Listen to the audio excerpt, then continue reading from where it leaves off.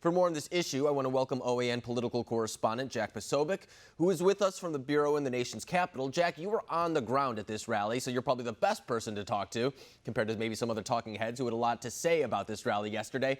What was the mood there on the ground?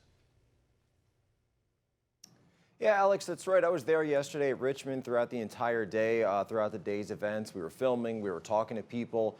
The mood was positive. You know, there was this whole narrative that either, far left groups were going to be there or far right groups were going to be there. And it ended up actually just being law-abiding gun owners. And, there's an old adage that an armed society is a polite society. Well, that's really what you saw yesterday in Richmond, probably the safest city in the world yesterday. It's kind of like going to a gun show, if anyone's gone to one of those. People are very polite. People are friendly. People are not really, if you bump into someone, you say sorry, you say excuse me. There were 20,000+ people there, so it was really a massive event. But everybody had a very strong attitude. People were very passionate about defending the Second Amendment. They spoke about the constitutionality. They spoke about the history of the state of Virginia as pertains to the U.S. Revolution. And there really was a huge sense of the historic weight and gravity of that event. They were hearkening back to the days when states and at the time colonies banded together. So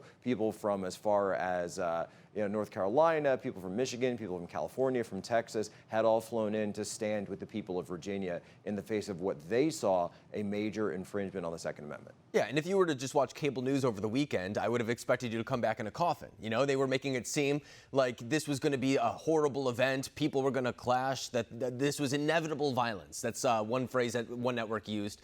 But of course, that didn't happen. In fact, there was one arrest. It's not even sure if that was a rally attendee or if that was a counter-protester. But we did see some videos surface on social media as well of so-called infiltrators, people who were coming into the group, trying to rile up people, saying, oh, let's go partake in violence. And we saw a lot of the people in those videos say, no, you're clearly not here with us at the very moment. You're here for some other nefarious means. Did you see any of that, or was that limited to kind of the videos that surfaced on social media?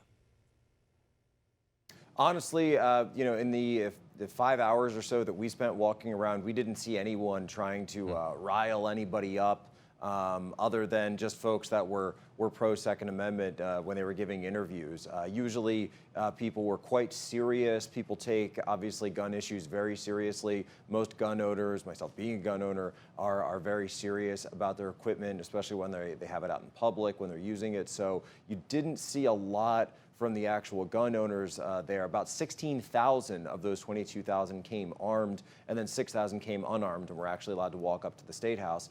But in those 16,000, you really didn't see anyone who was trying to agitate or trying to make any type of violence. And so for a lot of people in media or people on social media who haven't covered these events or haven't gone to these protests, they don't have experience on the ground, it really goes to show that lack of experience led them to have a completely wrong understanding of what was going to happen in Richmond yesterday. And for those of us that do have more of that on-the-ground experience, we knew going into it that it really wasn't going to be any type of a security concern, certainly any more than just any field reporting would be. And speaking of that on-the-ground experience, you've covered several rallies. I mean, you could go back to the Tea Party, you could go back to the Trump rallies that you've been to. You've mentioned that you've been to several events like this, but this one was unique in the sense that this wasn't a Trump rally, and it still brought out a great amount of people, and it was around a certain issue. Can you help us really differentiate what that means, comparing this crowd based on this issue compared to something just like a Trump rally?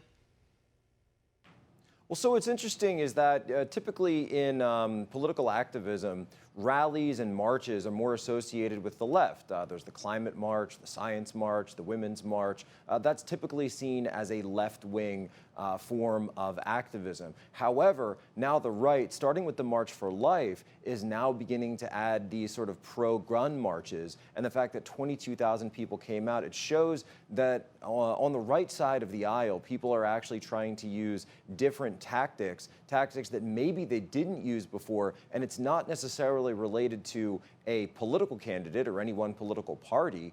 It's actually related towards something like this, which is actually closer to a cultural issue in America. The Second Amendment, this idea of self-defense, this idea of individual freedom, these are American cultural issues. They're not political issues in terms of one candidate or another, or one party or another. Though I did hear the president this morning did laugh and sort of joke that he thanked Governor Northam for handing him the state of Virginia in 2020. So we'll see how that goes. Yeah, and I think it's worth pointing out, too, that this comes in response to the decision made by the state's legislature. Of course, Democrats took back a very overwhelming majority in the state's legislature, prompting to these new rules. Does this speak anything about the next election? Do you foresee maybe a different repudiation, people kind of coming out and saying, this is a step too far for what we're looking at in Virginia? Yeah, as a matter of fact, and you were talking about Antifa earlier. Well, Heather Heyer, who is the woman who was killed in Charlottesville, her mother actually came out and said that she is a Democrat, she is left wing, and even she thought that the governor and the laws were going too far because she's actually a gun owner. So here you've got the mother of the victim, the tragic victim in Charlottesville, actually coming out and going against Governor Northam and the Democrats. So you see, this is an issue that in Virginia doesn't necessarily cut along party lines like people would think. It is much more of a cultural issue. It's a personal freedom issue, and it could turn out to be very costly politically for the Democrats in 2020. Yeah, that in addition to, as you were saying, the Northam photo, I don't think many people can come out and really defend that. So it's going to be interesting to see how Republicans play this against Democrats in November of 2020. But Jack, phenomenal reporting yesterday, and I appreciate you coming on today to share your experiences with us.